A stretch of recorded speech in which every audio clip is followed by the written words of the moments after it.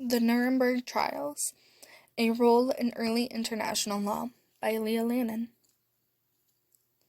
In this presentation, I will discuss the major details of the Nuremberg trials, followed by a review of the creation of the courts, the dominant trials, and finally, a discussion of some of the controversy. I will then describe the broader significance of the Nuremberg trials and possible takeaways. To first give an overview of the trials, those involved, the purpose behind them, and where should be established. The Allied nations of France, Britain, the Soviet Union, and the United States strove to combine legal traditions to prosecute Nazi criminals, including industrialists, lawyers, and doctors. For these punishments to occur, the four powers had to create courts to conduct the law from, to then proceed with 13 trials held to determine the treatment of remaining war criminals post-World War II. These trials were subsequently held in Nuremberg, Germany, between 1945 and 1949. This location was specifically chosen to publicly display the end of the Third Reich, in a city where Nazism was once prominent. A large component of this topic refers back to the four powers creating the courts. Initially, trials were not favored by every party.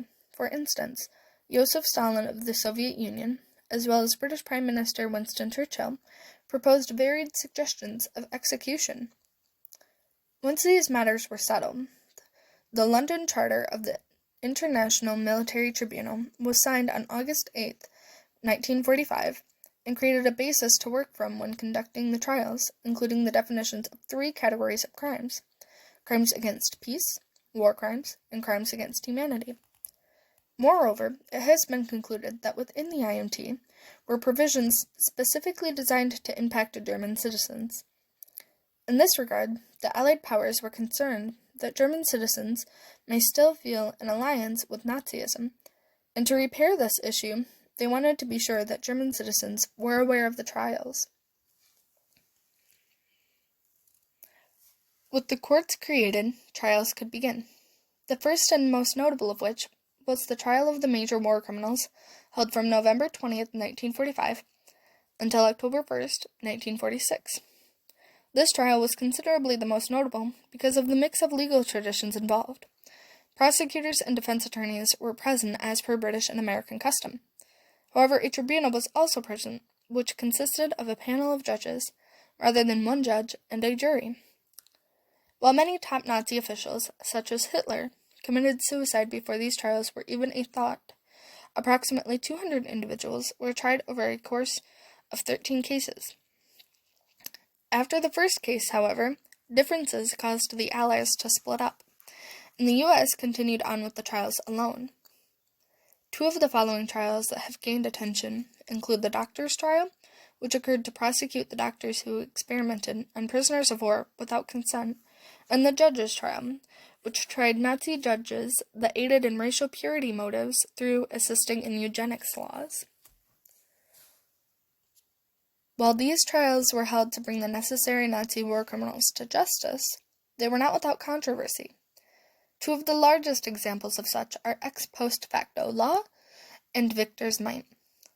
Ex post facto law is a law that retroactively alters the consequences of certain actions.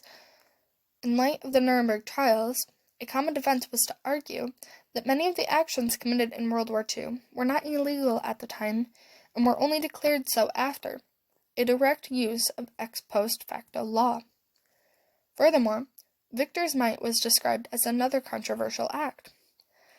In this respect, many argued that the Nuremberg trials were an example of the victors of the war, namely the Allies, taking another chance to punish those who lost.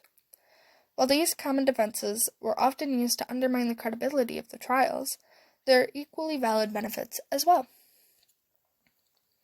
Out of the benefits of the Nuremberg trials, the greatest is undoubtedly the effect on international law. It should be noted that the Nuremberg trials were unrivaled in international law. That is, they were the first of their kind to be conducted by multiple nations together. In this regard, the Nuremberg trials were a considerable component in international law.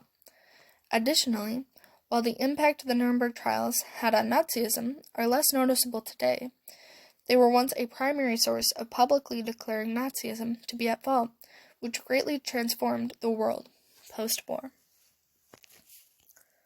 In review, the Nuremberg trials were a long and powerful process. They included the compromise of 4 major nations and the creation of international courts, and subsequently the beginning of international law for the purpose of punishing the remaining Nazi criminals after World War II. In this regard, the Nuremberg trials were impactful both in the creation of international law, as well as that of penalizing Nazi war criminals in a world still recovering from World War II and the Holocaust. Although they were not without controversy, to this degree the Nuremberg trials were not clear in the public or scholars' view at the time.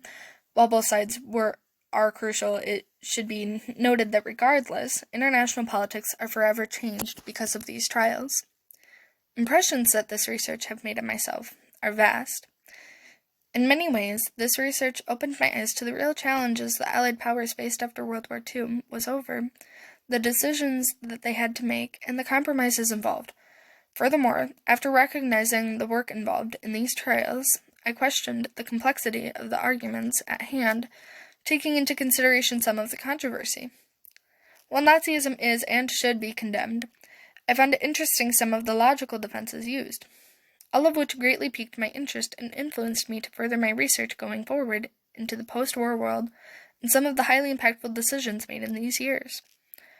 Overall, I really enjoyed my work on this project and anticipate developing these ideas more as I continue my studies.